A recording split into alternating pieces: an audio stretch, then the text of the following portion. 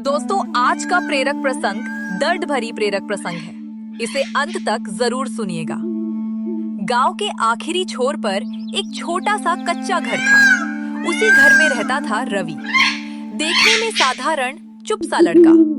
School में ना तो सबसे तेज था, ना ही सबसे आगे बोलने वाला, लेकिन उसकी आंखों में एक अजीब सी गहराई थी, जैसे बहुत कुछ देख लिया हो, बहुत कुछ सह लिया हो। रवि के पिता किसान थे। बारिश अच्छी हो जाए तो घर में हंसी रहती, और अगर फसल खराब हो जाए तो कई दिन चूल्हा भी मुश्किल से जलता। माँ दूसरों के घरों में काम करके घर चलाने में हाथ बटाती थी।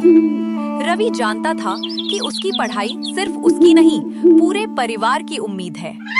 हर सुबह वो 4 बजे उठता, पानी भरता, पशुओं को चारा देता, फिर स्कूल जाने से पहले खेत में पिता का हाथ बटाता।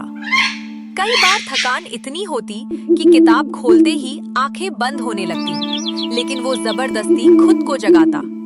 उसे लगता था, अगर मैं नहीं पढ़ा तो ये गरीबी यही रुकी नहीं रहेगी। स्कूल में उसकी हालत अलग थी। पुराने कपड़े, घिसे जूते और एक ही बैग जो कई सालों से चल रहा था। कुछ बच्चे उसका मजाक उड़ाते। कोई कहता, तेरा क्या होगा पढ़ लिख कर। कोई हंसते हुए बोल देता, किसान का बेटा किसान ही बनेगा। हर शब्द तीर की तरह लगता, लेकिन रवि चुप रहता। उसने रोना भी अकेले में सीखा था। एक दिन गणित के टेस्ट में वो फेल हो गया। टीचर ने सबके सामने डांट दिया। क्लास में हंसी गूंज गई। उस दिन रवि ने पहली बार सोचा, शायद मैं वाकई किसी लायक नहीं हूँ। घर लौटा तो देखा माँ बुखार में तप रही हैं और पिता चुपचाप जमीन पर बैठे हैं। पूछने पर पता चला कि कर्ज बढ़ गया है। उस रात रवि देर तक जागता रहा। किताब खुली थी, लेकिन आंखों में आंसू थे। अगले दिन उसने स्कूल छोड़ने का मन बना लिया। उसे लगा कि काम करके पैसे कमाना ज्यादा जरूरी है, पढ़ाई तो बाद में भी हो सकती है। वो ये बात अपने पुराने मास्टर जी से कहने गया, जो अब रिटायर हो चुके थे, लेकिन गांव में ही रहते थे। मास्टर जी ने पूरी बात सुनी, बीच में एक शब्द नहीं बोले। फिर धीमी आवाज में कहा, रवि, दर्द तुझे कमजोर बनाने नहीं आया है, वो तुझे तैयार करने आया है। जो आज तुझे रोक रहा है, वही कल तुझे आगे धकेलेगा। रवि को बात पूरी तरह समझ नहीं आई, लेकिन मास्टर जी की आंखों में भरोसा था।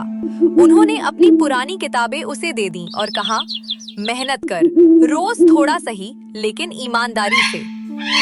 उस दिन के बाद रवि की जिंदगी आसान नहीं हुई, लेकिन उसका नजरिया बदल गया। अब जब कोई मजाक उड़ाता तो वो चुपचाप सोचता, आज हंस लो, कल जवाब मेरे काम से मिलेगा। वो खेत से लौटकर रात में पढ़ता, कई बार लालटेन की रोशनी में, कई बार मोबाइल की टॉर्च से। पैसे की कमी थी, लेकिन हौसले की नहीं।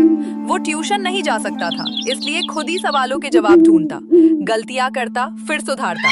गणित, जिससे वो डरता था, वही उसका मजबूत विषय बन गया। 12वीं की परीक्षा के दिन उसके पास नया पेन खरीदने के भी पैसे नहीं थे। माँ ने अपनी चूड़ियां बेच दी। रवि ने चूड़ियां लेते समय माँ की आंखों में आंसू देखे और मन ही मन कसम खाई कि ये आखिरी बार होगा। परिणाम आया, रवि ने जिले में टॉप किया। वही बच्चे जो कभी उसका मजाक उड़ाते थे, अब उसका नाम गर्व से ले रहे थे। टीचर जिन्होंने कभी डांटा था, अब कह रहे थे, हमें भरोसा था। लेकिन असली जीत तब हुई जब रवि ने घर आकर माँ के हाथ में सर्टिफिकेट रखा। माँ ने कुछ नहीं कहा, बस सिर पर हाथ रख दिया। पिता की आंखें भर आईं। उस पल रवि को समझ आया कि उसकी सारी चुप लड़ाई रंग लाई है। आज रवि एक अच्छे कॉलेज में पढ़ रहा है। रास्ता अभी लंबा है, मुश्किलें अभी खत्म नहीं हुई हैं, लेकिन अब वो डरता नहीं। उसने सीख लिया है कि हालात चाहे जैसे हों, अगर इरादा मजबूत हो तो दर्द भी रास्ता दिखाने लगता है। ये कहानी सिर्फ रवि की नहीं है, ये हर उस छात्र की है जो चुपचाप संघर्ष करता है, जिसे कम आंका जाता है, जो कई बार टूटते टूटते बचता है। अगर आप भी ऐसे दौर से गुजर रहे हैं तो याद रखें, आपकी मेहनत शोर नहीं करती, लेकिन जब परिणाम आता है तो पूरी दुनिया सुनती है।